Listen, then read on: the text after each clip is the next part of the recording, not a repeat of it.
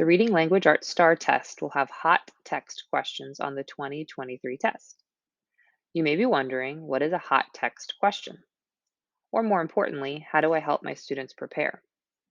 In this video, you will learn what is hot text, how to solve, how to integrate into your classroom. Angela here from Custom Classroom. Before we get started, I wanted to remind you that I'm not affiliated with TEA or STAAR. This is my interpretation as a Texas educator and test prep writer.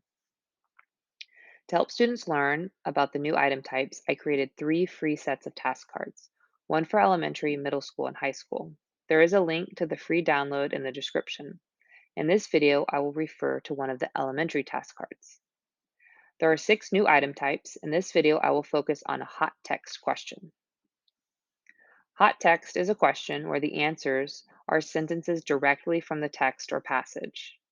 To better help you and your students learn how to answer a hot text question, let's work through one from start to finish. First, let's look at the question. Select 2 sentences that best support the idea that technology has a negative effect on health. So now we know as we read, we need to think about negative effects on health. Let's look at the passage.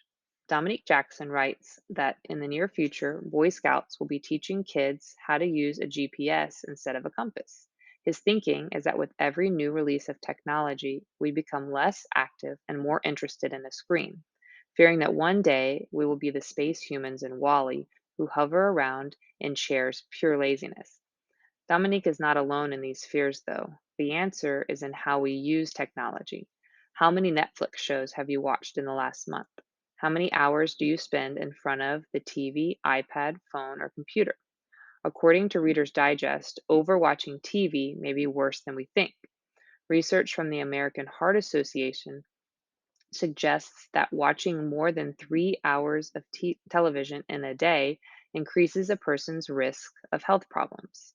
So Dominique's fears were valid. Technology put to poor use can have negative effects.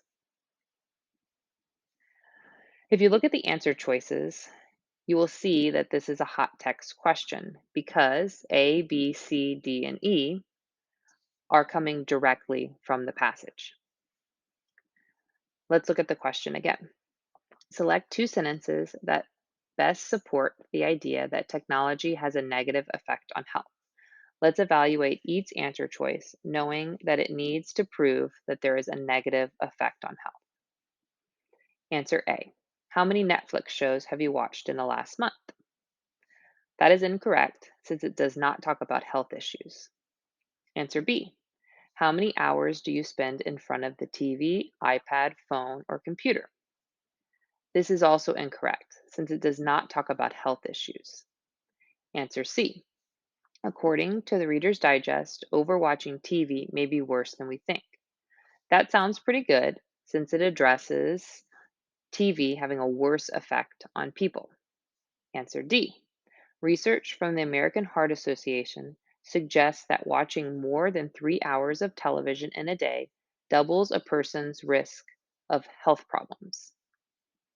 This sounds like a great answer since it addresses directly the health problems. Answer E. So Dominique's fears were valid.